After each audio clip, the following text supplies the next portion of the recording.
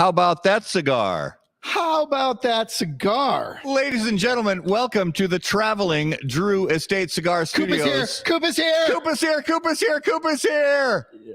Welcome to the Drew Estate Cigar Studios for episode 184 of How About That Cigar Live, traveling at Club Caraway in Minneapolis, Minnesota, on a beautiful, not so bad Minneapolis evening. It's been so nice. Yes, it has. Yeah. Yep. I mean, it's supposed to be like 10 degrees this time of year. It's been 35. Well, Koopa's able to smoke a cigar with Mary Tyler Moore. I know, right? Yes, I did outside. I haven't even done that. I haven't either. It was a bucket list item, despite some people crapping on it. I love it. Yep. But they don't have a bucket list, you know. Yeah. I love it. Get a bucket list and shut up.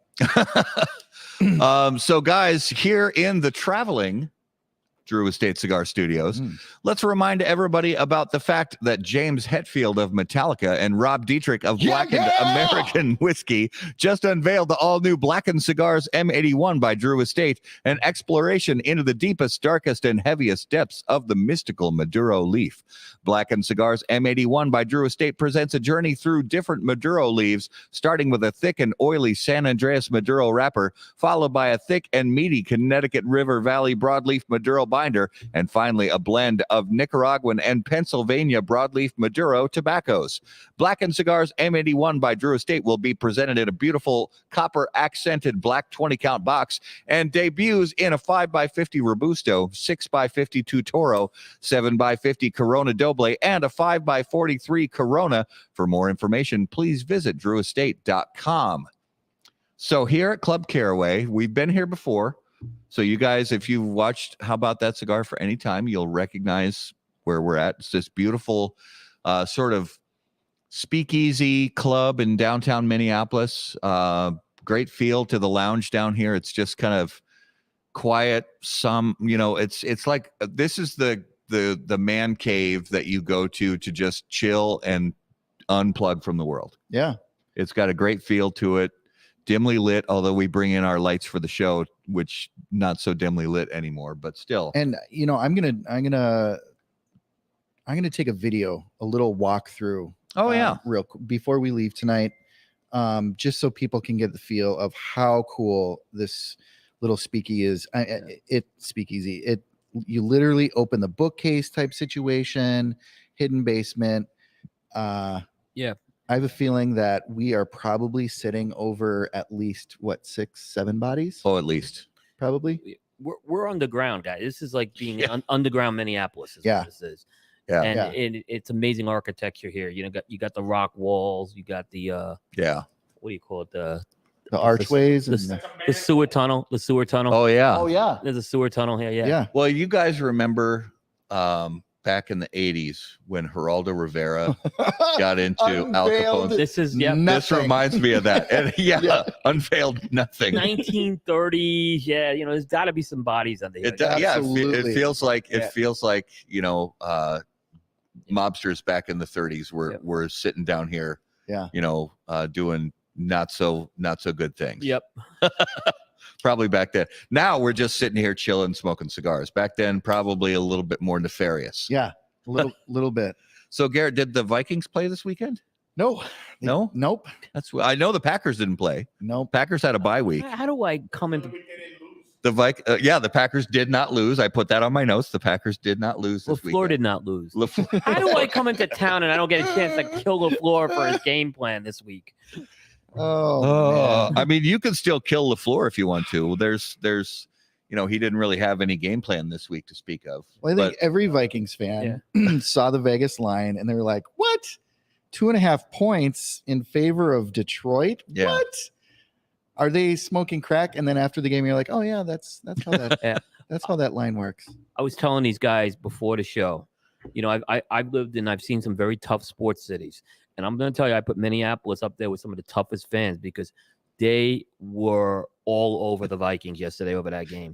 And I just never thought, it's something I just really never saw before, but I'm like, wow, you guys take it seriously and you guys hold them accountable. Philly fans got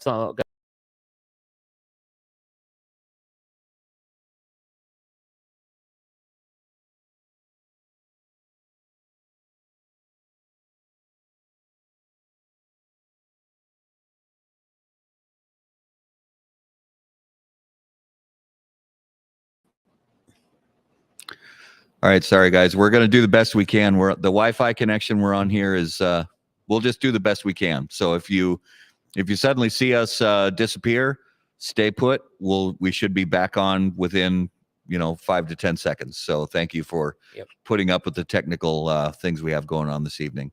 One of the things that I wanted to brief sports-wise that I wanted to talk about was the fact that the Wild are playing right now against Edmonton. I don't know if anybody has live scoring updates, please give us some scoring updates. The Wild have been relatively mediocre, but improving. I think they've made some smart line changes recently. But Coop, how did your New York Football Giants do this weekend? Who did they play? They played the Jets, right? No, they played the Eagles. The Eagles. Oh, yeah. So the Giants have been their defense really since the Houston Texans game has been awful. I'm not going to use injuries as an excuse now. You got to play to win, but the defense has been terrible. And I thought it would be ugly against the Eagles. It was. I didn't get to see the game because I didn't have access to the game here, but it was. I think it was 48-28, but it was not that close. Yeah. Raul just had a good comment, and Raul's actually sitting with us here. The Yankees just spent $1 billion on 3 players. That's well, and two of them, like, they re-signed. They have the same team as last year. Well, I knew that all the talk about Judge talking, that Judge was in meetings with San Francisco and he was in meetings with whoever else. I knew that it was all BS. I knew there was not a chance that the Yankees were going to let Judge go.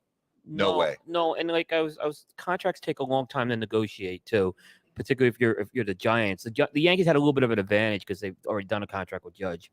So they have the pocketbook. Yeah. Well, and now the question is, will the Yankees use juice balls next year? Because there's some evidence that there was some juice balls. Raul's like, I hope so.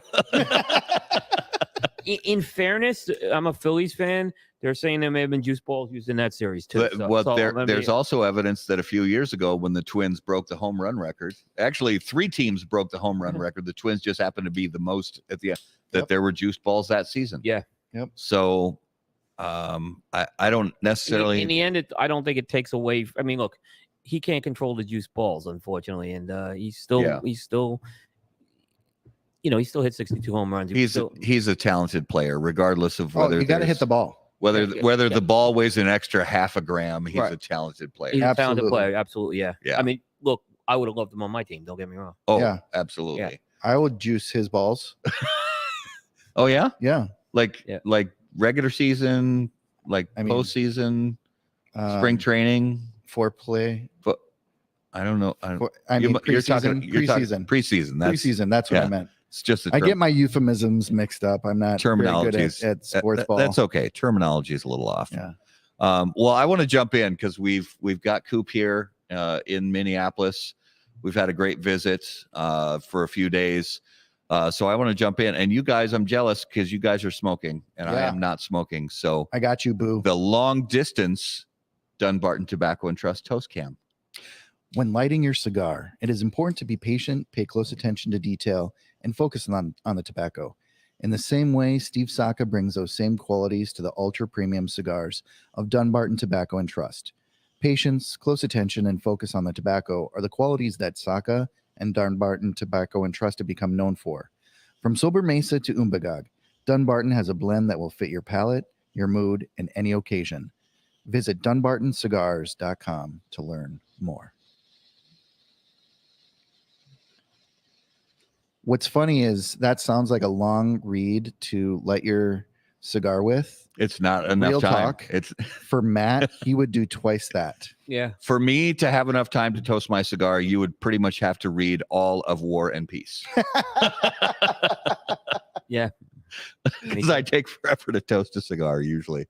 It's a Caixa you lit up, right? It is, yeah. Good cigar. Well, yeah, this is one of my favorite Espinosas. It's a former top 25 on Coop, yes. Yeah, when they originally released L'Orange, I loved it, and then this box press came out, and I just absolutely went to the next level. It went to the next level, yeah. Yeah. So, Coop, just obviously having you here in Minneapolis. I know you've been here a few times, but always one night or 2 nights and really in and out. This is the first time I really got to really experience the city.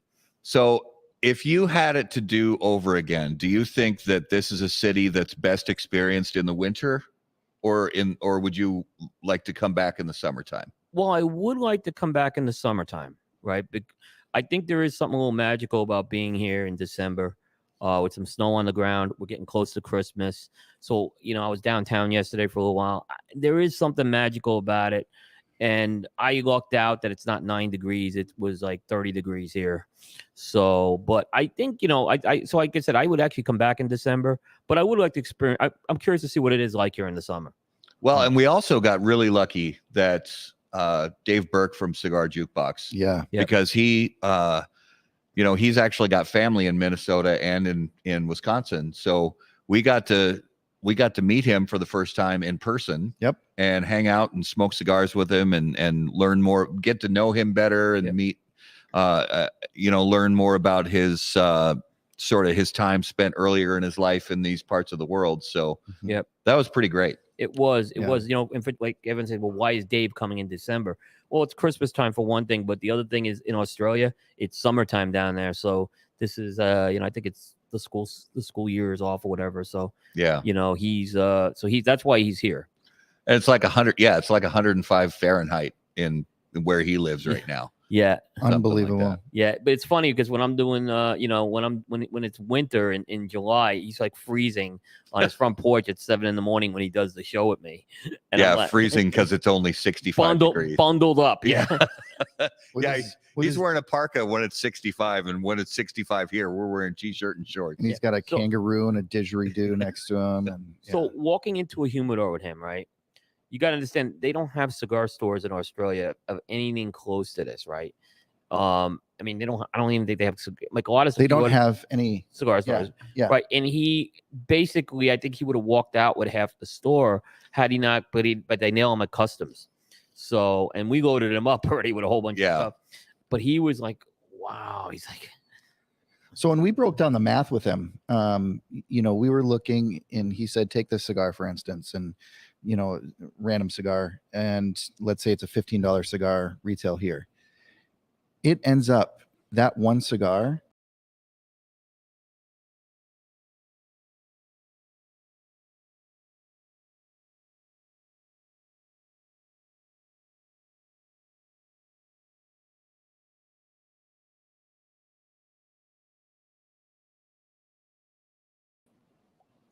Sorry, guys, we're back again. And continuing with our story. Yeah. Like we said, if you're watching, be patient with us. We may have to jump back in. Just if you see us disappear, don't worry about it. Stay put, and we'll be back on in 5 or 10 seconds. So Australia, because of their taxes, it goes by weight, and a $15 cigar ends up being $100 cigar for him. So, I'm almost wondering if it would be fun for him to video his customs experience when he returns home. I would love to see what that looks like. I don't know if they even allow video recording. It, I would love it. You want these cigars? $15,000. You're welcome. well, the best was Hector. Once we sent him a whole bunch of cigars. Like, he sent him like 30 cigars, and I think Dave almost had to get a second job to pay for those cigars. Yeah. Coop, what are you smoking? I'm smoking. I haven't smoked this brand before, and I'm enjoying it. It's the Fuerte y Libre. Fuerte y Libre, and it's the Midnight Bender. Yeah. Yes, sir. And Justin was kind enough to gift me this because he knows I like a big ring gauge. It's a nice Maduro. And I had not smoked this, brand before, and I've been wanting to smoke it because we cover a lot of Greg Free stuff, and he's been very good sharing information. So this was a real treat. I noticed a brand that's got some traction in this area. Yep. So, and I'm very impressed by it so far. I like a big ring gauge. So yeah. Yep. So thank you, Justin. Well, and that's I love the way that he worked out the naming for the cigars, because they're all named after prize bulls. Yeah. Which is such a cool. Rodeo bulls. That it's such a cool. Is it horses as well, or is it just bulls? Just bulls. Just Soloni's got the horses. Oh, that's right. Yeah, he's got the bull. Yeah, so the Midnight Bender is, I guess, the name of a bull. Yeah. Yep. which I think means something completely different in the UK. Most likely. Yeah, I mean, this is. I don't know the blend off the top of my head, but this is definitely a Dominican-made cigar. I could tell, and it says it too. It is. Yeah. Yeah. So, but it's. I'm. If Greg's listening, I'm happy. So I'm really excited. I got to smoke this. Yeah. So And real quick, I am smoking the La Polina Blue label. Coop and I had a fun little time at Boveda this morning. Yep. And Sean gifted us one of these. So thank you to Sean and Nate and Rob at Boveda for our time today. Oh, thank you. Yeah, thank you, Garrett, for taking me. And thanks to those guys. What a great experience that was. Good guys. I mean, I use the product. I believe in the product. It's a great product. So, when you believe in the product and to get to meet the people behind it, it was great. Yeah. Yeah. I wish I could have joined you guys, but day job's gonna day job. Day job has got a day job. Today it did in spades. Doesn't always the case, right? Yeah. So we've had you on the show before, Coop, and we've talked always a lot about cigars, which we know people are interested in, but there's also some fun stuff outside of cigars that we love talking about. We know people like to get to know you better.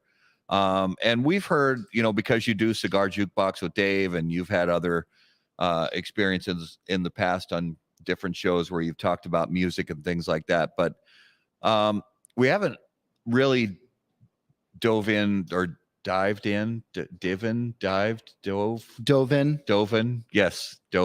it, into a lot about TV and movies and things like that. So yep. I wanted to pick your brain a little bit about some of the TV that you've enjoyed a lot, and there's some other stuff mixed in there that you've enjoyed a lot over the years. Okay. So the first one that I'll just kind of randomly go with some of the questions I put together with, as far as TV goes, what was it of all time? What's your favorite medical TV drama? Ooh, medical TV drama. Yeah. That's a good one. Drama specifically, or I'm gonna go with drama specifically, and then we can mix in. We can do comedy later. Okay. I'm gonna go with Trapper John MD. Okay. I think that was a good. Pernell Roberts was kind of that sort of a spin-off of MASH. I think Gregory Harrison was fantastic on that show. Pernell Roberts played Trapper John. I thought it was a solid medical show. I mean, it was, it did it did its job. Yeah. Yeah. I didn't watch it a lot. It was. I mean, I'd watch it like after. It used to be on after football. Well, there was some. There was some. It was. I don't know if it was still on the air, but I remember seeing it in syndication when I was young. Yeah, it had a very nice run in syndication. What about you, Garrett? Medical drama. Gosh, it just sounds so cliche, but ER was the only one I really. It was a great show, and it was a great show. I mean, it had low points, but any long running TV show is going to have. It ran too long.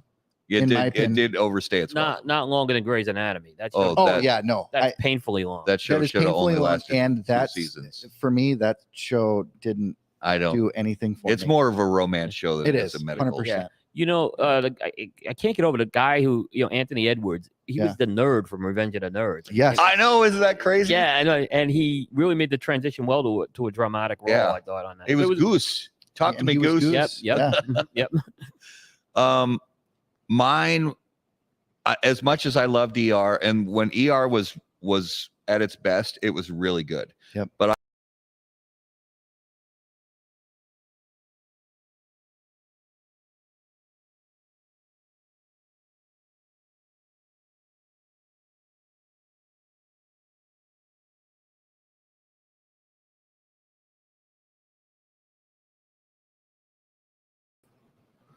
okay, sorry guys. Yep. This is going to keep happening, but stay with us. You were saying something about Elmo's World? Elmo's World. No, it's St. Elsewhere. Oh yeah. So St. Elsewhere. That was a little bit of a different. It was kind of a little out of the box, that show. I don't think I ever did that much. I think when it was on, I was watching something else. Is what I remember when it was on. It was actually launchpad for a lot of careers. Denzel Washington. Yep. Howie Mandel. Ed Begley. Shut up. Christina Pickles. Yeah. And the what was his name? Daniels, was that his name? Ed, the guy who also did the voice of the car in Knight Rider, was one of the doctors on that show.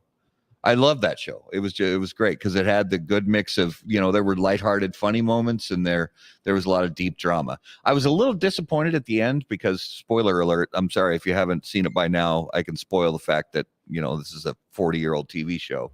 But the very last episode, basically, and this show ran for what, 6-7 years?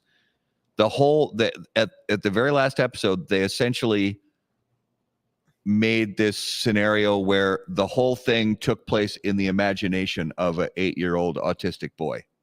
Yep. You're kidding that me. The whole everything was just in his imagination, which was kind of, for that show, like I said, it was an out of the box show.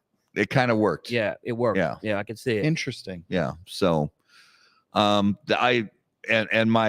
my mom enjoyed that show a lot too, so we kind of watched that together. What about and we'll do different eras on this because there's so much content. Yep. What was your favorite sitcom in the 70s? The 70s. Go ahead, Barrett. You go first. I'm gonna go ahead and I'm gonna say Brady Bunch.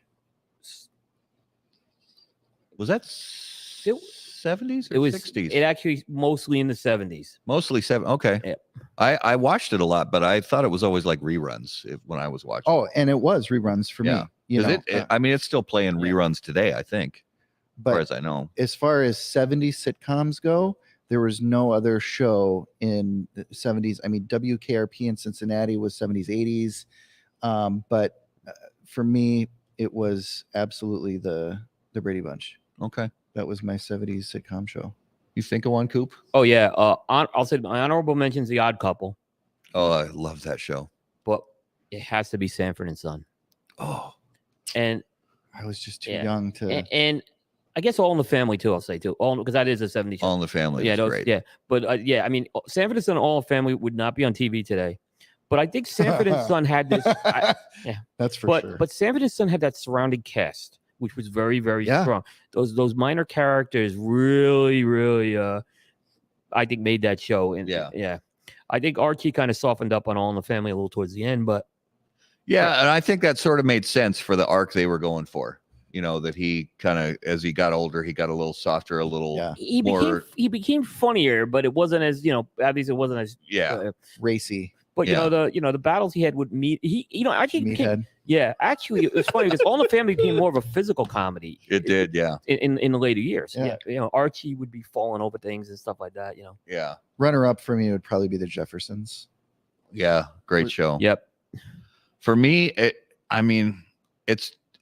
know it's a cop-out answer, but I can't pick for 70 shows because I loved MASH, I loved Sanford and Son, I loved Good Times, I loved the Jeffersons. I love WKRP in Cincinnati. Honestly, WKRP might be it. When Dr. Johnny Fever, they remember they give him the sobriety test, and the more he's drinking, the more he drinks, the faster he keeps doing it. Yeah. Oh, and then Venus comes in and he's like, "Cop's got a hat. I want a hat too." You get a turkey. Yeah. Oh, what about 80s sitcoms? Also a lot to choose. That was like sitcoms really gained a lot of momentum. I mean, even before, if you go back to the earliest days of TV, you got the Honeymooners and things like that. But then the 70s came into it, and then the 80s just exploded with family sitcoms. And to their detriment, honestly, because there were as many sitcoms as there were. Yeah. Only a handful of them were good. Yep. A lot of them were so terrible in the 80s because they were just churning out content. Yeah. I mean, the first one that comes to mind was Cheers. Yeah. So, a few of my favorites were Cheers, Family Matters, or not Family Matters, Family Ties.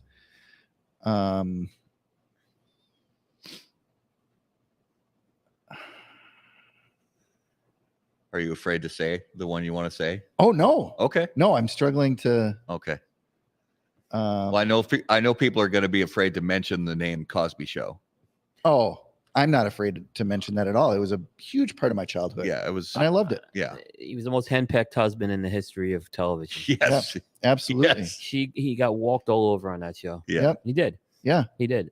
And also, don't throw the baby out with the bathwater type situation. Yeah. It was a great show. It me. was. It really was. There was a lot of talented people on that show, and it was a big part of a lot of people's childhoods and teenage years. Golden Girls.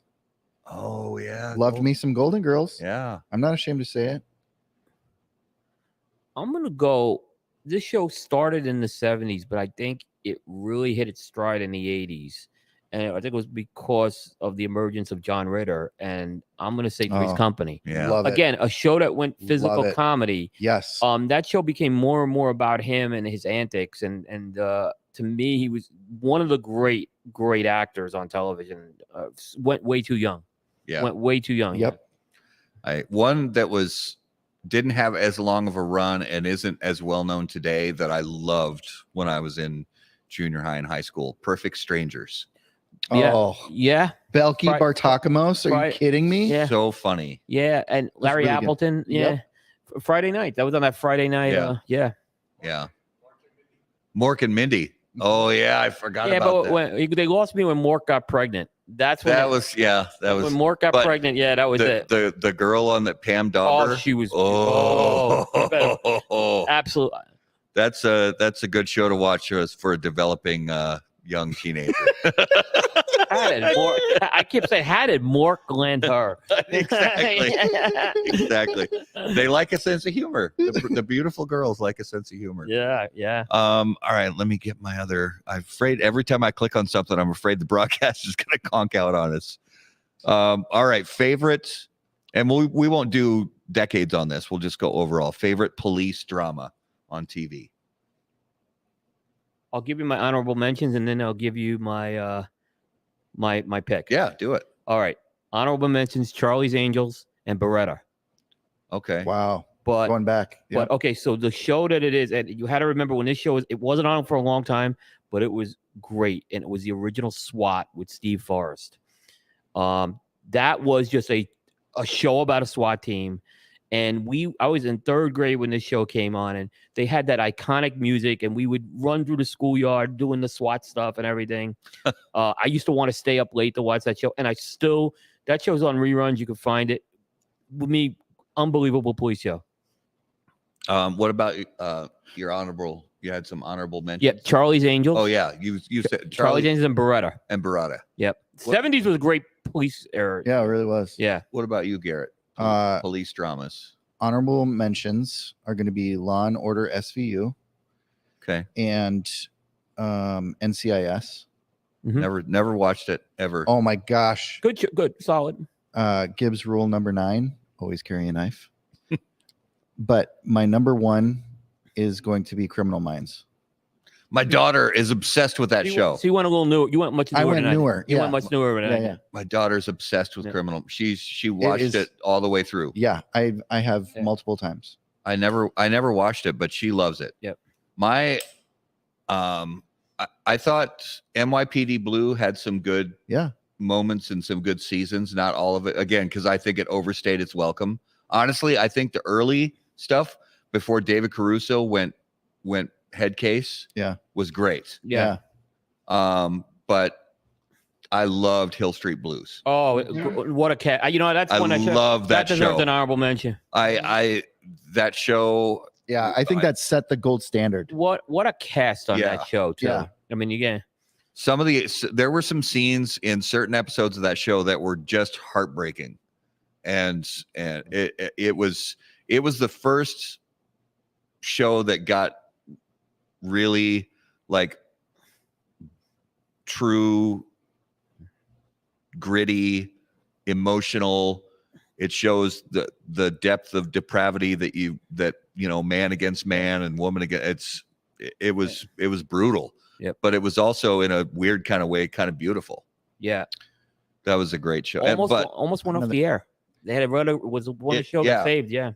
The Wire is another honorable mention. The Wire, I need to go back because and we have talked about it. I watched the first 4 episodes and just stopped. Get through the first season. Get through the first season. I got to go back and watch. That's another good one. Yeah. Yeah. Yeah. All right.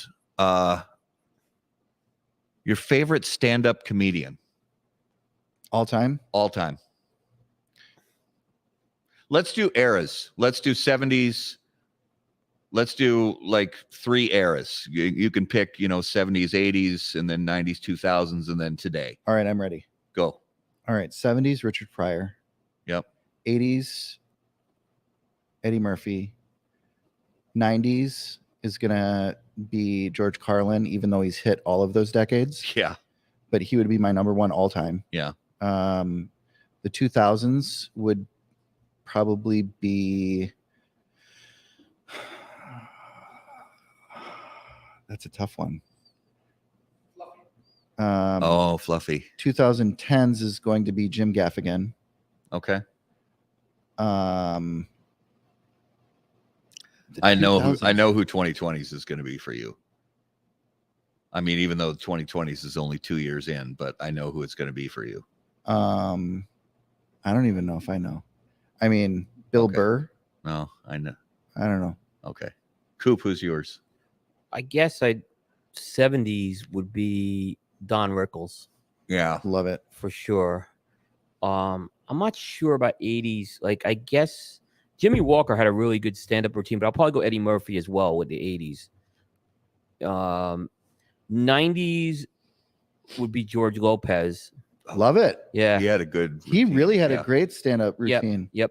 And I'm going to go 2000s because I think after he did Full House, he was an amazing stand-up comic, Bob Saget. Yeah, Really? a lot of people don't know him outside of Full House. Yeah. That he had a lot of range. Yeah. We did, Outside and of he Full got a House. lot filthier than you would expect. Remember yeah. remember him on Entourage? Yeah. Oh yeah. Yeah. Yeah. Yeah. I mean, so he was really, like I said, he had another guy died way too soon, but yeah. So Garrett, yours for the 2020s. And going back even further, it's got to be Dave Chappelle. Okay. Well, Not me. Yeah. I'm not a. I mean, so Dave Chappelle would be. He's in my top 5. Yeah. But All time. he also mixes things up because in addition to stand up, he's also a performance artist. Right. He's an actor. Yep. He's a writer. I love Bill Burr. Bill Burr. I used to love Ron White. Oh my gosh. He spoke at a IPCPR one year. Yeah. Yep. Did he really? Yeah. I was a Keynote speaker. big fan of there was one in the 80s and 90s who kind of disappeared. He was when all those improv shows on like A&E were super popular. There was a stand-up comic named Bobby Collins Really good. that Really good. had like the mullet, I got nothing. the classic late 80s, early 90s Yeah. mullet. Hilarious. I think it was from Boston, and a lot of great comics come out of Boston. Yes. He was one of my favorites. Absolutely hilarious. Yeah. And put Howie Mandel in there. Howie Mandel. Oh, did that. yeah. Howie was. Howie was good. a Yeah. king. He was putting the rubber glove over his head, Yeah. and blowing it up. Yeah. Yeah. Another 2010s Anthony Jeselnik. Oh, he was good. If you want to look at a comic who decided to get out of comedy because the world was turning against comics and canceling people, Yeah. he just didn't want to put up with the BS anymore. Well, and 2 others from and going back to when I was very young, Steve Martin. Yep. Had great stand up. And again, Happy Feet. Bill Cosby, it's unfortunate. A little raunchy too. We spent, Oh, yeah. my brothers and I spent hours upon days sitting with the vinyl Bill Cosby Himself. records, listening to them. Yeah. Just over and over again. We loved listening to those records when we were kids. Yeah. 80s, 90s. Jay Leno also. Really good. I've seen Jay Leno actually in person. I haven't seen any of his stand up. It's really funny. Yeah. He'll call you out in the audience too. He's not shy about that. All right. So this is this could be a you can give multiple answers to this one because there's different styles within this sort of season of movies, but your favorite Christmas movies. And they could be funny movies, they could be sappy movies, classics, whatever. Yeah, there's a bunch of them. the original Miracle on 34th Street is a really great story. Yeah. And you got to go back with the black and white, and I put that in the classic story. Yeah, little Natalie Wood. Yeah. Little. More recently, and it's an ensemble movie, and I've really liked it. Was Love Actually. I love that movie. Yeah. Just like I said, I kind of liked all the different stories going on. My favorite were the two guys who go to America to get laid. Yes. And they do. They do, yeah. Yeah, they do. But I think Love Actually, Mr. Bean's in that one too. So, Yeah. That's a really good one. Those are the two that really stand out. Jingle All the Way. This is a local movie that was filmed here. Yeah, it was. I mean, I remember that was my first view really of Minneapolis outside of Purple Rain that I saw. Yeah, Arnold Schwarzenegger. It's Sinbad when Sinbad. Yeah. When they're fighting over the balls. He got two. Well, I was working at the mall when it was being filmed. Oh, really? And I was outside having a smoke break back when I smoked cigarettes, and Arnold Schwarzenegger pulled up in an SUV, cigar in his mouth, and just walks into the mall. Love it. When smoking was not allowed inside the mall. Correct. Yeah. Yeah, this is post. I don't think smoking was ever allowed inside that mall. I don't think was it? so. Yeah. No. Yeah. Because it was built in 92. Sounds about right. Yeah. My kids love Jingle All the Way. It was a family movie we watched every year. I mean, every year we put that movie on.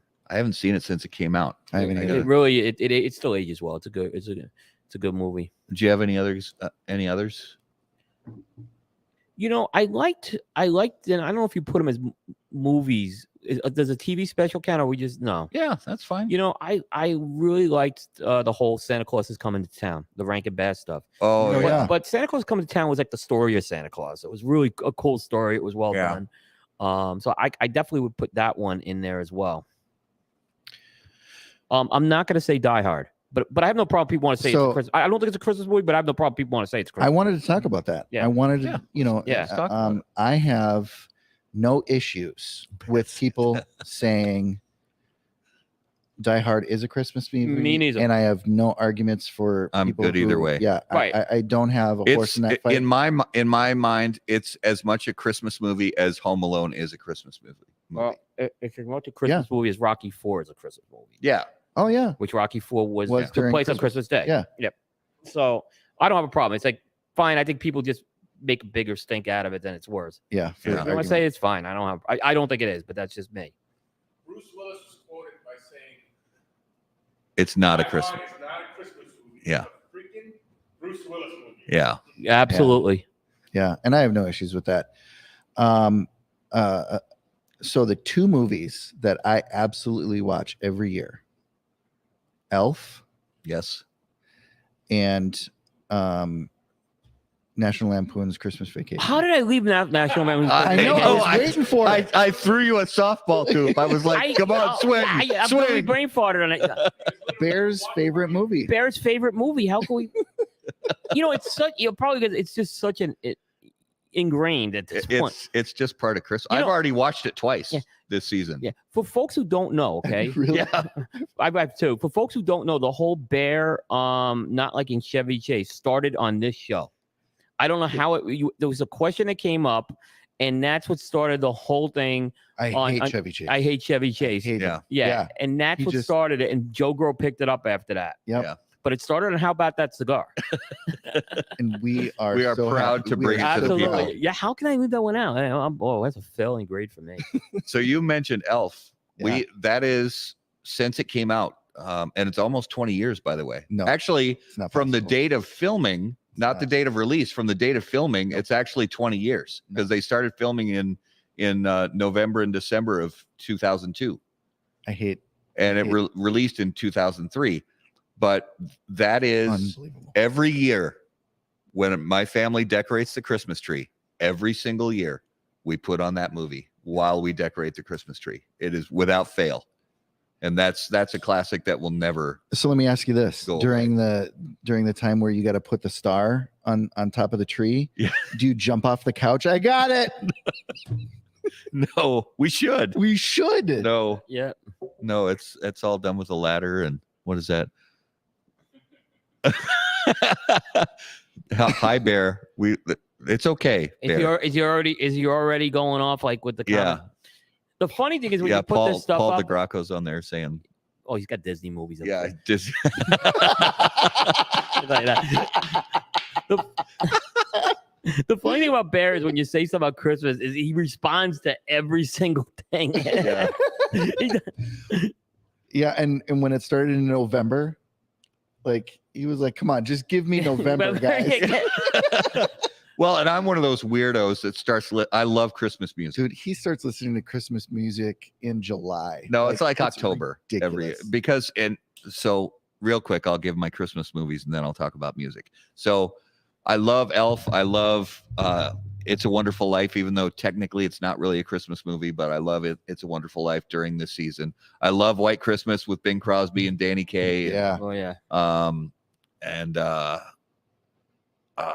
I even though it's not, I mean, call it a Christmas movie if you want to, but Die Hard, there's just certain movies you watch around this time. I love A Christmas Story. You'll shoot your eye out, kid. I love it. Fred Gile. But so I love, you guys know I love music, and I've been into music all my life.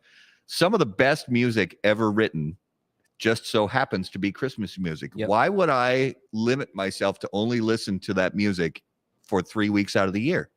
I'm not going to do it. I'm going to listen to it longer. Mariah Carey? Oh, no, not Mariah Carey. No, dude, that Mariah Carey. Great song. But the fact, Coop's right. So there's a guy who does a music theory channel on YouTube that does a lot of breakdowns on structure of songs. And he breaks down why that song is one of the best songs ever written. Just from a pure musical craftsmanship perspective, it's brilliantly written. It's annoying because it's overplayed. Any song, no matter how great it is, if you listen to it 5,000 times in a row, you're gonna want to eat a bullet. But there's great cover versions. That's one of the things that I like. If there's a song I love, but I just get sick of the original, go out on YouTube and find cover versions. Go on Spotify and find cover versions. There's a lot of great people out there. Dolly Parton, Shine. Dolly Parton, Shine. I know that's still seriously. I can't get over that. You guys go to YouTube after the show and look at Dolly Parton, Shine. She did the most amazing cover of that song that Matt showed me. Was that Collective Soul? Collective Soul? Yeah. The 90s. Everybody knows that 90s song Shine by Collective Soul. Dolly Parton did a cover of it, and it is incredibly good. Amazing. Yeah. You have to listen to that. It's so good. Favorite romantic comedy? Not Chris, just favorite, because usually they're like, oh, only girls watch romantic comedies. No. I am a romantic comedy guy. Yeah. What's your favorite? When Harry Met Sally. Oh, love it. If you don't like that movie, I mean, that's the one movie we needed a sequel to too. But what a great movie. Bruno Kirby and I'm not a big Carrie Fisher person, but great supporting cast in that.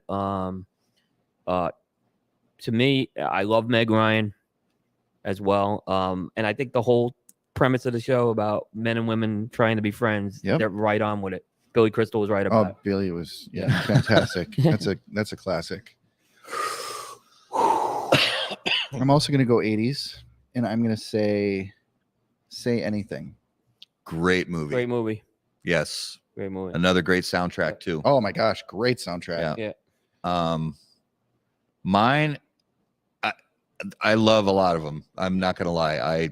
I love rom-coms. I do. I mean, but mine's a little more recent, and I don't even know if you've heard it. It's called Serendipity. Mm-hmm. Kate Beckinsale and John Cusack. Yep. Yeah. If you haven't seen it, watch it. Yeah. It's different because it's got a little bit of sort of a metaphysical sort of storyline to it, sort of mystical kind of thing, but it's not off the rails. It's just and Jeremy Piven's in it too. Yeah. He plays like the funny, male sidekick guy. It's a great movie. Yep.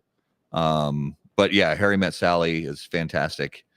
And even an older one, which it's kind of funny because you wouldn't think it's a romantic comedy, but it actually is Tootsie. Yeah. That's Tootsie actually totally that's actually a romantic comedy. It absolutely is. It absolutely I mean, it kind of plays off a little more slapstick the way they marketed the movie, but it's really a rom-com. Yeah. Yeah. I shouldn't even say recent because it's probably 50 years old by now, but the Proposal. Oh, With Sandra Bullock. Sandra Bullock and Ryan Reynolds. Ryan Reynolds. I mean, come on. Anybody who claims they don't, male, female, gay, straight, if you claim you don't have a crush on Ryan Reynolds, you're full of shit. I will spoon the balls out of Ryan Reynolds. He's a beautiful man. There He we is. go. All right. Real quick. Yes. I want to get comments on this. Yeah. Bear. Do you know what his favorite Christmas movie is? Polar Express. It is Polar Express. I guess that. Yeah. I enjoy that movie a lot because watching it with my kids and stuff. It's a great movie. Yeah. Yeah. It was a fantastic movie. Yeah. And I think it just. Well, and we loved the book also. It wasn't around when I was a kid, but my wife being a teacher, we always had that book on the bookshelf because she taught it to kids and stuff and read it to her kids in school and things like that. And that's one of those design movies that got spot on as far as the look of the movie is exactly like the original illustrations from that book. Almost like a graphic novel type of interpretation, Yep. Really well done. Let's get, and if you guys have more comments, please keep them coming. I want to update on how's your cigar going? Oh yeah. Great. This is not a very heavy cigar either. It's like a medium body. Got the right amount of spice, right amount of sweetness, good balance, very good balance on this. Really enjoying it. Yeah. What about you? This La Polina Blue, this is the second one I've had, and it's great. It is fantastic. I have to relight my. I think La Polina has been a little bit in a bounce back Cigar. mode with some of the releases lately. Mm-hmm. I was impressed with the KB. I was impressed with the 125 Años. So Yeah, the 125 Años was good. I was pleasantly surprised because that was a brand where, for maybe 2 or 3 years we were thinking, I wonder if they're going kind of quiet. yeah, But they were just, I think, sort of regrouping behind the scenes. yeah. I think like I was telling you, the white label's another really good one. That they did. It's a Connecticut shade they did. Favorite, and this, I'll say this. What I'm about to ask does not pertain to items that periodically get re-released. I'm talking items that have not been available for a long time. Your favorite discontinued fast food item that hasn't been on anybody's fast food menu in years. So the McRib doesn't count. Mm-hmm. The Mexican pizza from Taco Bell doesn't count. Just something that you used to love from fast food that's been gone for a long time. So I actually just Nothing. Oh, I got it. Okay. The original McDonald's apple pie. That's a great. We were talking about When the they were fre- still deep fried. When they were still deep fried, because the apple pies that you get today are not the same product that would absolutely destroy your mouth. Well, and if you go back even further to before they switched to vegetable oil, Correct. when they still fried them in beef fat. tallow. Yes. That was the shit right oh there. my gosh. An apple deep fried in beef fat. Come on. I mean, wow. And yes, the roof of your mouth Done. was like ER level hot. Yeah. Done. What about you, Coop? Actually, it's funny. We were talking to Fred Rui about this. I'm going to count this. It wasn't around for a long time, but it hasn't been out for a long time. They have chicken McNuggets at McDonald's. They came out with something called onion nuggets, which were like onion chunks that would in the chicken McNuggets fried like the chicken McNugget. They were fantastic. I don't know how they've never come back, but they were out for a short time, and I remember getting them, and I loved them. Onion McDonald's Onion nuggets. onion. I never even knew that. Yeah, was you a can thing. Google it. You can Google it. I wonder if it never Wow. made it to this market because I never heard about it. Yeah, I don't know. I believe it was a national release, but it was for a short time. Huh. Well, for me, it was, and there aren't a lot of these around the country, but Hardee's used Carl's to Jr. have really good fried chicken. I'm talking Really? late 80s, early 90s. Their fried chicken was better than KFC, and their biscuit. And they used to actually make it in-house. What? The biscuits, if you go to a Hardee's now and you get a breakfast sandwich with a biscuit, that's a frozen, pre-made bits. They used to make the biscuits. I Yeah. I actually dated a girl that used to make the biscuits in the morning. They used to make it all in-house. And they put the cinnamon raisin one. But There's you're so right. much I could do You're with right. that. They're not the same anymore. Yeah. Coop dated a girl that made the biscuits. Right. Right. Time to make the biscuits. Mhm. Oh. Bum. Well, and I also, as a kid, back when Burger Chef was still around, they had the fun meal before McDonald's had the Happy And we Meal. didn't have them up here. And I loved that's nostalgia for me as a little Sure. kid because we didn't do the fast food thing hardly ever. And when we got to go like once a year to Burger Chef and get a fun meal where they'd have these little like perforated things you'd like tear out a little like pirate mask or something. That's nostalgia right there. Yep. Coop dated a girl that made the biscuits. How provocative, Pete Johnson.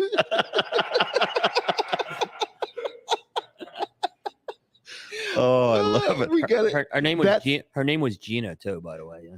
Ooh. Speaking of guest sound bites, that's got to be one. I Yes. dated a girl that made the biscuits. Absolutely, you have my authorization to use it with no Pete, royalties. her required. initials were MTM. I love Mary Tyler Moore. I still, Oh, Mary Tyler Moore. even when she hit 70, I was still in love with her. When you talk about beautiful women in history, Oh my gosh. Mary Tyler Moore is right up there with Helen of Troy. No lie. When watching her as a young man coming into, puberty, Himself. watching reruns of her playing Laura Petrie on the Dick Van Dyke Show. Yep. I'm sorry, it's all over. Yeah. Give me a break. She went from like housewife to career woman though, and it was She was. and she, by the way, she really did justice to the miniskirt in those early MTM. Yes, she did. Yes. absolutely. All right. So let's go to favorite discontinued candy brand. I got this one. Do it. The Reggie Bar.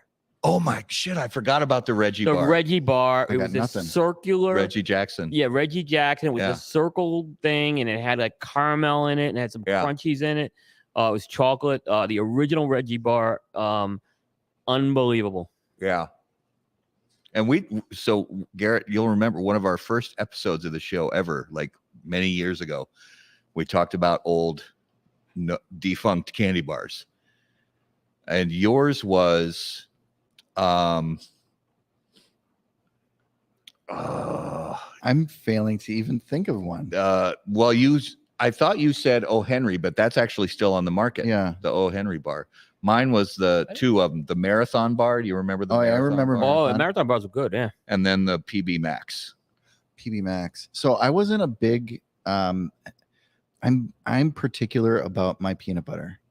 Oh, and I feel like a lot of peanut butter in candy is Do you like oversweetened. do you like peanut butter on your biscuits?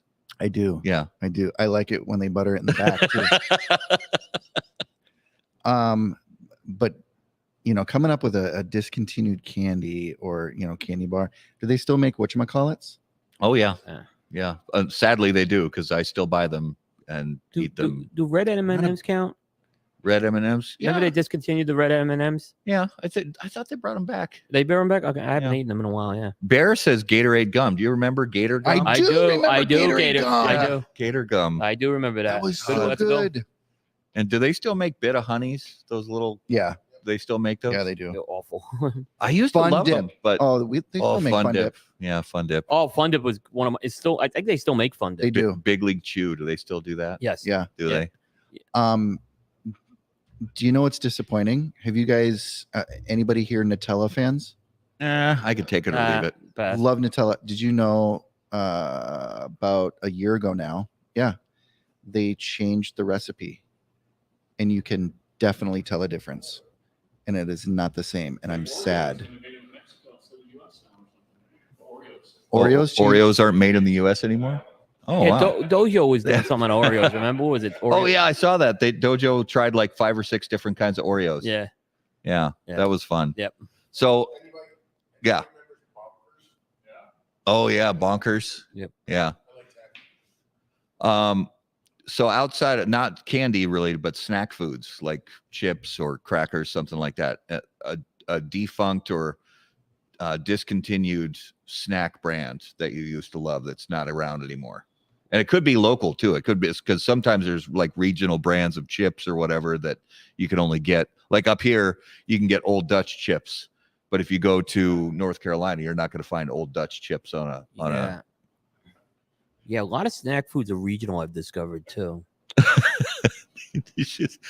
Maybe Gina can make Garrett some biscuits so he can get over the Nutella debacle. What was that? I hope so. That's Bear. Oh, vanilla before you So I'm sorry if I heard. Did you mention a snack brand that was? No, I defunct? was thinking about a region. There's a lot of regional stuff. That's why I'm trying to think of one that's good. I did. So I feel like they took I got Bugles away for a while. They might have for a while, but they're going strong now. They came back. Yeah. But Bugles were like my childhood snack. Have you ever had Andy Cap's hot fries? Oh my gosh. You can still get them up here. Yes, but they discontinued Andy Cap's pub fries. Pub fries, yeah. The pub fries were not Oh. the hot ones, and they were really good. Yeah. Yeah, I mean, I used I to. don't think I ever had them. Yeah, you can't. They were discontinued. Bummer. Do you remember Keebler used to they used to make chips. Now they pretty much went back to crackers and cookies. Yep. For a few years in like the 80s and 90s, they had chips. One of them was this really weird potato chip called Oh Boise's. I think I remember. I know that sounds weird, but they were called Oh Boise's. And they were like all puffy and had a bunch of, I don't know, they were just really different. But they also, this was the killer. They also had these, this brand line of tortilla chips, but they weren't made from corn tortilla triangles. They were made from flour tortilla triangles. And they had like nacho flavored and ranch flavored, but they also had a cinnamon and sugar flavored. Ooh. Oh, those were Really? way too dangerous because a bag of those wouldn't last 10 seconds. Right. I mean, they were so freaking good.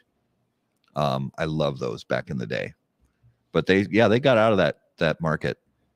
Okay. So it's a cigar show. So let's talk about cigars.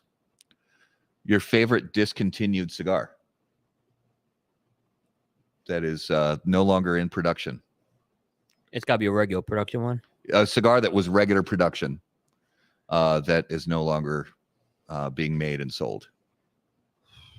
There may be one or two shops in the world that still have some collecting dust on a shelf, but I'm gonna say the EP Carrillo Cardinal, the originals. oh, the Cardinal, yeah. I'm going to go with the OG Grey Cliff Purples. Good cigar. I didn't know they discontinued it. I think they did, and if they didn't, if you can still get a Grey Cliff Purple, I bet it's not the same as the purple was 20 years ago. I bet it's not. Yeah, or 15 years ago. Yeah. For me, I gotta go Homer. I gotta go the OG CAO Sopranos. Oh, Yeah. Yeah. And we were just talking about this at dinner, Garrett and I. The Crux Passport half Coronas. Yes. Yep. The Passport half Corona. Yep. Stay tuned. Yeah, that's That's all I have to say about yeah. that. Well, I think it's been said already too. Yeah. Yeah, it has. Yeah. So 2022 in the cigar world was actually pretty encouraging. I saw a lot of good stuff, some not so good stuff, but overall, I think a lot of good things happening in the cigar industry. And I know you're going to be doing a big show on this, but just kind of a quick overview. What are you thinking is in store in 2023 for the industry as a whole? Like good and bad, do you think? Because I think momentum is solid, but I think there's also, some brands after the massive sales booms of COVID, I think some brands are starting to come back to reality. Some retailers are starting to come back to reality. How do you think that's going to play out as we go into this year? I know I answered this in another show, and here's what my answer is going to be here. the economy is going to dictate what happens. Yeah. I think if the economy goes south, this industry is going to have some tougher times. If it doesn't go south, I think it could still be okay as far as that goes. But I do think like some of these price points that I'm seeing, you're going to see, and I'm saying the higher price points, not price increases, but you're seeing a lot of cigars at higher price points. I think that's going to, like I said, I think the men from the boys will be separated from that clearly. Yeah. But I think, like I said, I think the economy is going to really dictate a lot next year for sure with that. I didn't think this was a great year, by the way. Just so you know, I thought it was a good year. It wasn't a great year. Right. Yeah. I think there's still quality issues that have to be addressed. Most definitely. Yeah. So, I didn't think it was a great year for releases. I think the other thing I gotta say, I think the limited edition market's getting ready to pop and burst. I think it's just oversaturated at this point. Yeah. I agree there. Yeah. And I agree. I think the economy is going to play into that as well. Yeah. Yep. Where I think a lot of companies are going to say, look, we got to make the bread and butter off the core line first. And then maybe when things get better overall economy wise, we can maybe do a little bit more with LEs. But you can argue, Matt, that putting an LE is less risky than putting out a core line. That's true. Yeah. Yeah. I mean, so the risk is lower. The risk is lower. It's Yeah. kind of like you don't have to put as much marketing into it up front. You could test out the market and see how it goes. But it's just ridiculous amount of LEs that are coming out. I mean, there are some companies that are really good.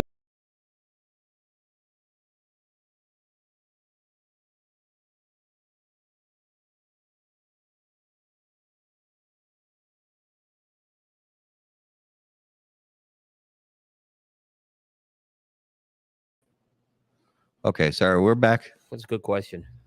Who do you think? What's Not going to be here. Oh, what company? Oh, God, I never get that right. I'm not good at guessing that.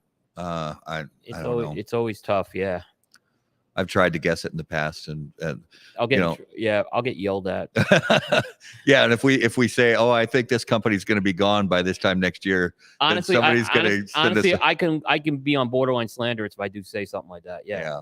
Yeah. So I'm going to be careful, but I think there will be some companies that are going to be possibly not here. That's real. Yeah, and especially when the economy gets to a point like this where people's income for recreation, and cigars is recreation, when they have to choose between recreation and mortgage, hopefully they choose mortgage.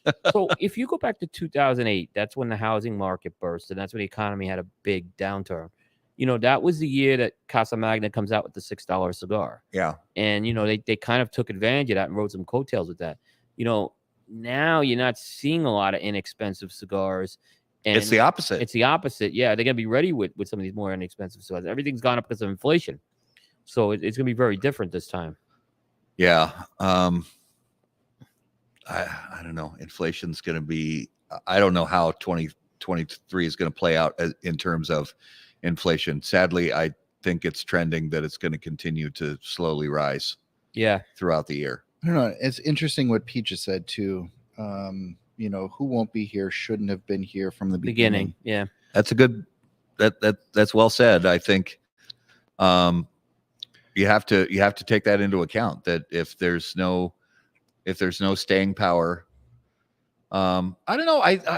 I'll play devil's advocate a little bit. I do agree with you, Pete, and I'll play devil's advocate and say that I think, not in all cases, I think there is some oversaturation with, some people just throwing pasta at the wall. But I think there's also some newer up and coming that, even if they don't have long-term success, I do believe there are a handful of people who are putting in quality work and real genuine effort that maybe, at least in some small way, can give a little, I don't know, even if it's just nostalgia to some established brand owners, to, that, oh, I remember when I was just starting out, kind of thing, and maybe a little add a little fire to,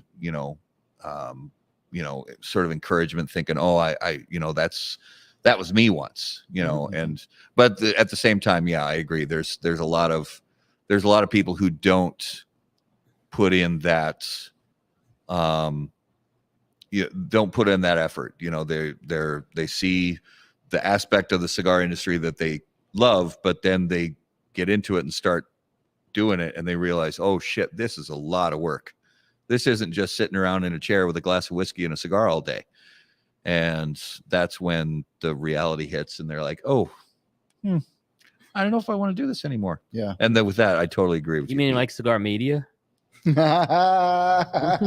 are you trying to say, Coop? I mean, no, but you know how many people get into it and Oh, gosh. they're gone within a month. yeah, and it happens. And we're 184 episodes in, and still, it's a lot of work. It's a lot of Garrett work. knows, Justin knows, Coop knows, Raul knows. It's a lot of work. Yeah. And when the cigar companies will become media companies. yeah, Remember when they tried doing that? That didn't last. a lot of companies started their own podcasts, Yep. and now there's only a couple left. Yeah. It's Fuente and McAuliffe are the two.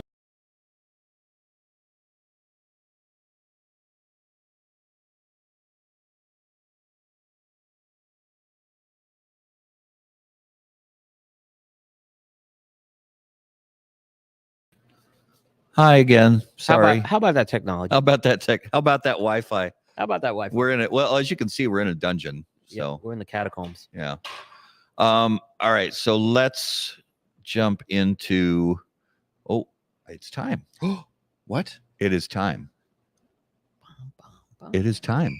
Okay. It is now time for this week's Numero de los Muertos. And Numero de los Muertos is always brought to us by our friends at Smoke Inn.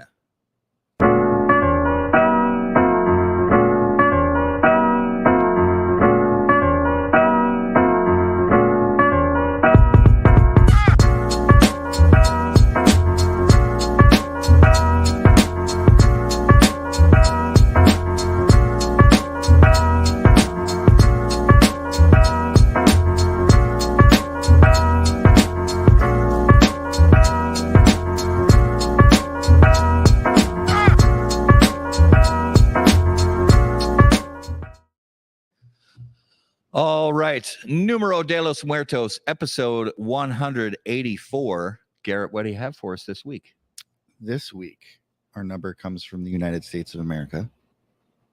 On average, 270,000 people a year die from this. Whoa. This is a switch because the last few weeks, the number's been very low. Correct. All right. 270,000 people Mhm. a year die from this in the United States. All right, viewers on Facebook and YouTube, as always, if you have guesses, leave them in the comments. We're going to play 20 questions to try to decipher this. Yeah. That's a big 270. Yeah. Is it a disease? Yes. Ooh, narrowed it down right away. Okay. Well, yeah, I believe it's classified as a disease.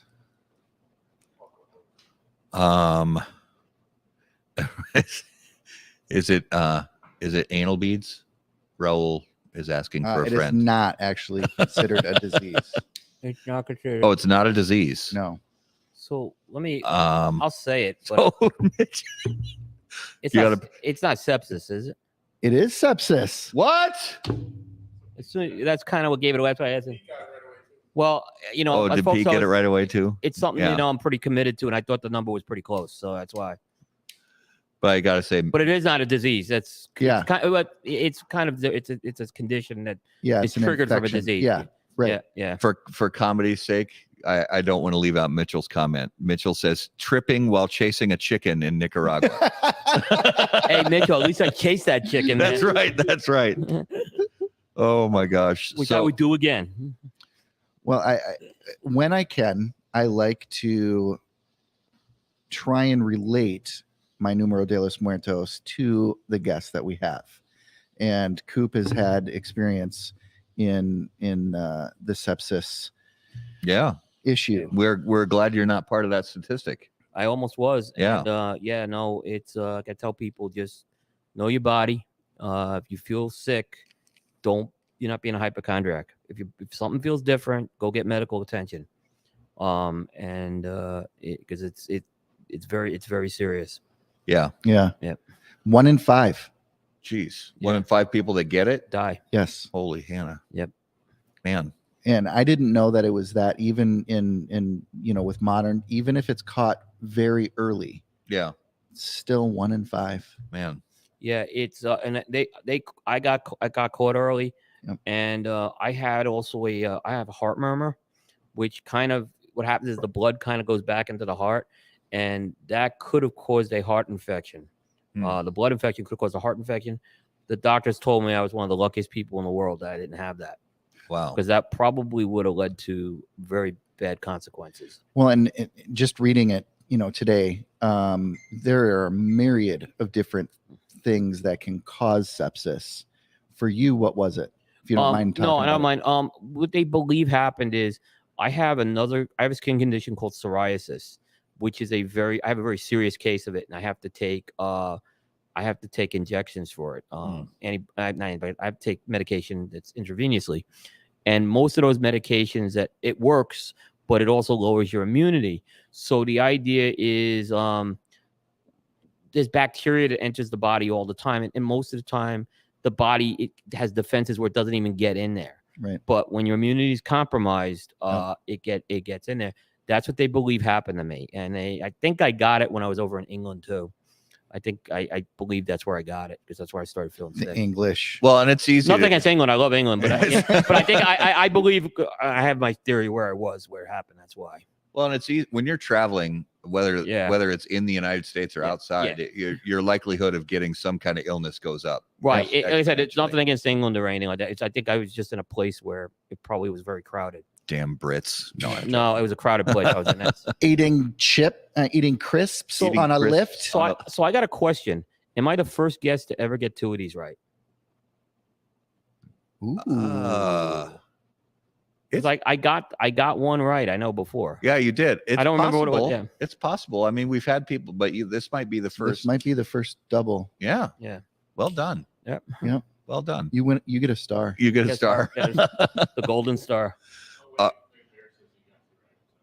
Oh, Bear got 2 right. That doesn't shock me. Bear, that doesn't shock me. Yeah, give Bear credit. Yeah. Yeah, that's true. And actually, he was the original fastest answer before Rob. Yeah. Before Rob answered it in 0.25 seconds. Before I even finished.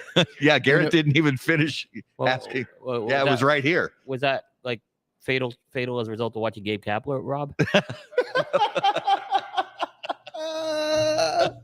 That was Rob Gagne from Bovida. Oh, okay. We had him and Nate. Yeah. We were actually sitting right here, and the answer. I don't remember what the number was, but the answer was Niagara Falls. Yep. And before Garrett even finished the question, Rob's like Niagara Falls. Okay. And Garrett just threw his hands up and like, I wanted to walk off. What do we do for the next 5 minutes? This is supposed to last at least 5 minutes. So that was this week's Numero de los Muertos. All right, let's jump into the lightning round. And the lightning round brought to us by J.C. Newman Cigar Company, America's oldest family-owned premium cigar maker, creators of the popular Brick House, Perla Del Mar, Diamond Crown, and the American. J.C. Newman Cigar Company operates out of their 112-year-old El Reloj cigar factory in historic Cigar City, Tampa, Florida. For more information on their cigars or their visitor experience, visit jcnewman.com. So we're gonna have to reach for some new ones, because I know you've been on the show before. We've asked you some of the older lightning round questions. Okay. So let's go with, if you were suddenly a billionaire, what would be the first unnecessary extravagance that you would spend some money on after the lawyers and all that stuff did their stuff? Save the whales. Yeah. House. I think I'd buy a private island. Oh, love it. Yeah. I like my seclusion, and a private island would be a way to go with a full staff and everything. Yeah. I'm with you. I love that answer. And I'll be your staff. You're hired. All right. So if you could have an unlimited supply of one thing for the rest of your life, and you cannot say cigars, money, or time, But you can have unlimited supply of one thing other than those. What would it be? That's a good one. I can't say cigars. Mm-mm.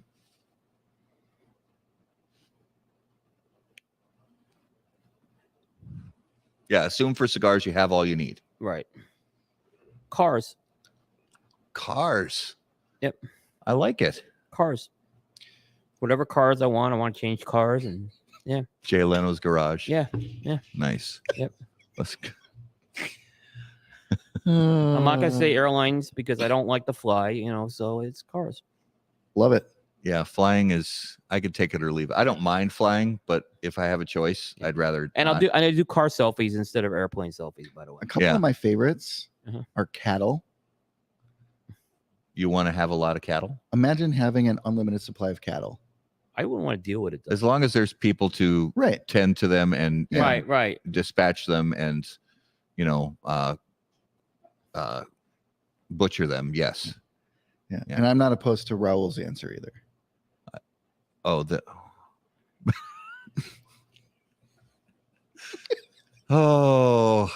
Good times. Good times.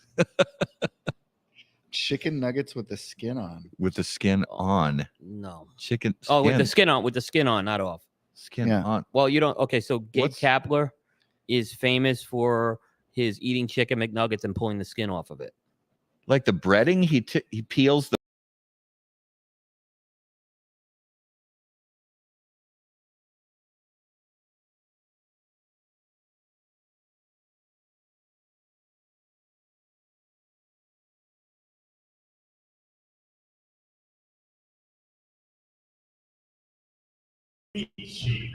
All right, sorry. So Gabe Kapler peels the breading off of chicken nuggets. Go. Right.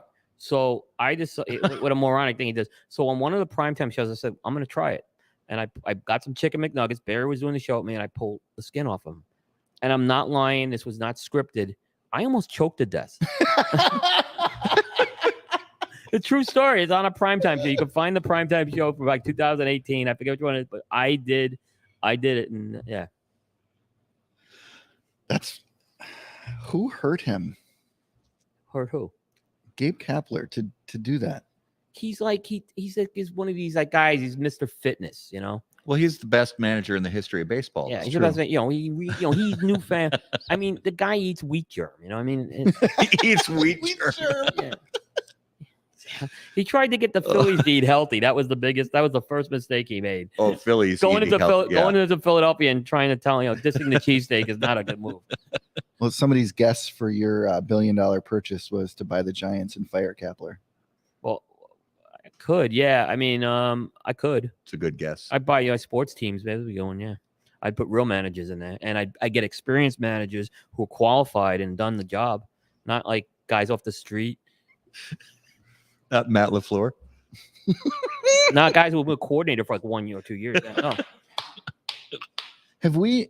Has Coop asked? I don't think so. I don't think so. I'm going to say go with it. Yes. I don't think Coop's had this question before. All right, Coop. The zombies are coming. I did get this one, but okay, yeah. I can answer it again. I just don't know if it'll be the same. Oh, you got this one? I had it, but I don't remember what I answered. All right. So you get 3 industry picks to be on your zombie apocalypse survival team. Okay. Who 3 do you pick? And I would suggest Miguel Shodell as your sacrificial lamb. Yeah, he'll be the sacrificial lamb. Yes. Dean Parsons. Love it. Jared Ingressano from Favilli. Yeah. That guy's ripped. And I'm going to go Tony Gomez. Those 3. Tony G. I like it. Tony Gomez, big. I want the size. Yeah. But Dean Parsons and Jared, believe me, they're gonna do me. They're gonna protect me. Miguel is definitely the sacrificial lamb. That is definitely. I got my opportunity back here. I love that. Oh man! All right, so let's jump into this week's notable smokable.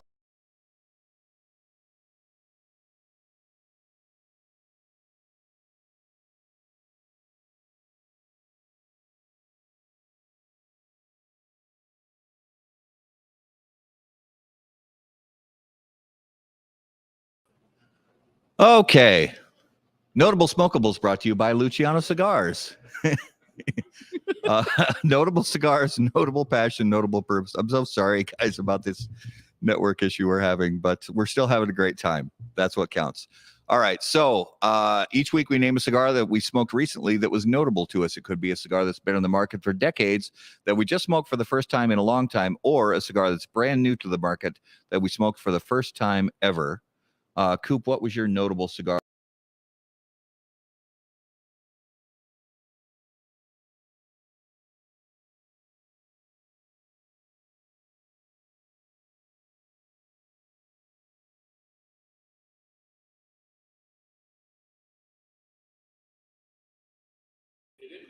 Okay, sorry. I'm really I'm happy. I'm trying to keep my cool, but this is really starting to make me crazy. I'm really sorry. And thank you for our viewers for being ultra patient, because this is really driving me batty. Okay, sorry, Coop, go ahead. So this is a cigar I actually just reviewed, but I think it's very notable. And we were talking about La Polina before, right? The La Polina KB Part 3. Mm-hmm. And for folks who don't know, so there was a line by La Polina called El Diario. Mm-hmm. It was my cigar of the year. They did a line extension called Kill Bill in a Petite Corona, and then they did a Kill Bill Part 2, I think, which was like a Lonsdale. But they basically have those Kill Bills were stronger than the El Diario. So they basically came out with, now they got rid of El Diario, and now they're going with the Kill Bill line, which is a stronger version of that. Yeah. That Kill Bill Part 3 is strong, but it's got a lot of flavor. And it's a Robusto size. And I think it's something that is like I said, if you are looking for a nice cigar with some pop, that and flavor, the KB Part 3 is a very, very good cigar. Made by Races Cubanas as well, and very impressed me quite a bit. Nice. Garrett, what was yours this week? I'm going to go with the one I smoked today after the memorial for our friend Todd that we did yesterday, the Stolen Throne Call to Arms. Okay. So in memory of Todd, just a great community. And yeah, Todd that was one of his, one of his supported brands that Todd loved. Absolutely. Yeah. Yep. That and Black Label Trading Company, Tatuaje. Yep. Big Tatuaje guy. Yeah. Yep. Big time. 1502 Lonsdale, he loves those. Oh yeah, the 1502, the green one, the emerald. Emerald. Yeah. Yeah, he was a big 1502 fan as well. Yeah, Gary, who I used to do Smooth Drawers with, who passed away, was a 1502 guy. Yeah. Yeah, he loved that emerald as well.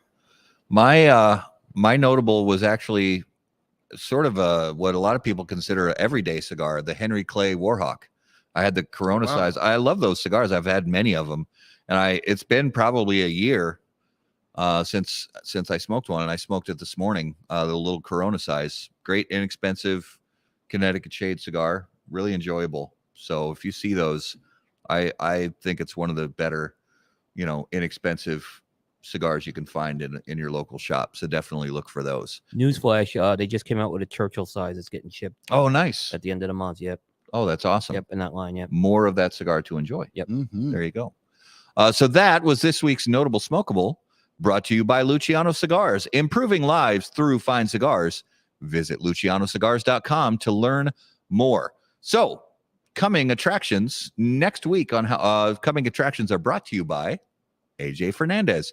They now produce unparalleled premium cigars in Esteli, Nicaragua. The AJ Fernandez portfolio of cigars provides blend strength and flavor profiles to match the preferences of any premium cigar consumer. Whether it's New World, Dias de Gloria, San Latano, Enclave, or Bellas Artes, you are sure to be satisfied with a premium cigar from AJ Fernandez. So next week on the show, we're going to do our annual year in review show. So we're going to look through the box of bands that we save up during the year as we smoke through our cigars, talk about some maybe some big events that happen in the cigar world, and just kind of have a good time chilling, chatting, and talking about whatever really comes to mind. But closing out the year, or we're going to take Christmas week off, and then we'll be back on January 2nd for Cigar of the Year.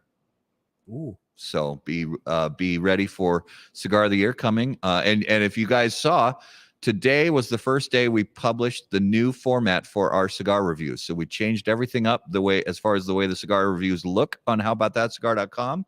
So go out there and check out the new format for cigar reviews. The first one that took place in this new format was the Paladin de Saka from Dunbarton Tobacco and Trust. So take a look at that. So Coop, if you would please give our listeners and viewers an idea of where's the best place for them to find you and some stuff you have coming up. Sure. So the best place to go is to cigar-coop.com. You can access our news, our reviews, our features. All the podcasts are accessible through there. The podcasts are available primarily, I'd say, Apple Podcasts, and of course, Facebook, YouTube. Facebook's where we do it live. You can follow the Cigar Coop Facebook page, cigar_Coop for Instagram and Twitter. Very nice. Yep. Now we got some stuff coming up. The countdown is on. Yep. For Cigar of the Year, we'll be unveiling number 26 tomorrow. So the countdown, and yes, it's a month long. It's a countdown, guys. It's a countdown. So it's a countdown. So we'll be having that. The team, we're going to start getting ready for the Primetime Awards. So I actually have to get the team together for nominations. So we'll start gathering that together as a team. December 31st will be the what I call the top 12 cigar stories and themes in the industry. So that article comes out every December 31st. Guest-wise, we have Oliver Nouveau from United Cigars on Thursday. Tim Wong, who usually does the Christmas time show, is on the following week. He'll be at Aaron's studio. And we did not do the Cigar Aficionado pregame show this year. Right. We got a lot of pushback from people wanting that show back. And it's probably coming back, right? It was a time thing why we didn't do it. But the team is going to get together, and we are going to pick apart the Cigar Aficionado list, which has started to unveil this week as well. So we will have our thoughts on it. So I have to still schedule that. I think we're going to do that before the end of the year as well. But we have to wait for them to finish their list. They do it in a week. I do mine in a month. So yeah. So a lot going on. This is a very busy time on Cigar Coop. Can you give us any teasers about what's going to come out tomorrow? A limited edition. It's an LE. An LE, which hearing it from me, yeah, that's why I will give you that. Nice. It's a limited edition. Limited editions did very, very well on the Coop list, despite my bashing them all year. There were some good ones, right? Yeah, so there's a lot more hype, but yeah, there's a limited edition tomorrow. It's coming out. Love it. And probably most people haven't smoked it, but it was very good. Very cool. Yeah. Well, Coop, we've had a blast. I mean, we always have a blast with you on the show, but the fact that we got to be with you here, that you came to Minnesota, we've had a blast hanging out with you these last few days. Mm-hmm. And thank you so much for being with us. And we wish you a great holiday season and New Year. Yeah, thank you guys. And I want to just say, thanks to you guys as well, to Dave. These guys have personal lives. They have jobs. They're busy. These guys were incredible hosts this week. They made a lot of time for me. I feel closer to these guys, closer friends right now. And this won't be the first trip I make up here. I can assure you of that. So thank you guys. I'm touched and can't wait to do it again. Our pleasure, brother. And we can't wait to have you back. Yep. Yeah. All right, viewers and listeners, guys, thank you so much for watching and listening to How About That Cigar. Little technical issues tonight, but you guys hung with us, and we really do appreciate that. Yep. If you have any questions for us, make sure to email us on the website, howaboutthatcigar.com. Be sure to follow us on all social media at HBT Cigar. And, of course, until we see you guys next time, burn cigars, not bridges. Thanks, guys. Thanks, everybody. Thank you. Any comments, opinions, viewpoints, or statements presented or uttered by guests on the HBTC podcast, HBTC live video streams, and all other media from HBT Media LLC are solely those of the individual and do not necessarily represent the opinions or viewpoints of How About That Cigar or its parent company, HBT Media LLC, any of our advertising partners, or the premium cigar industry. The primary purpose of How About That Cigar is to entertain and to encourage activity and growth within the community of people who enjoy or want to learn about the enjoyment of premium cigars.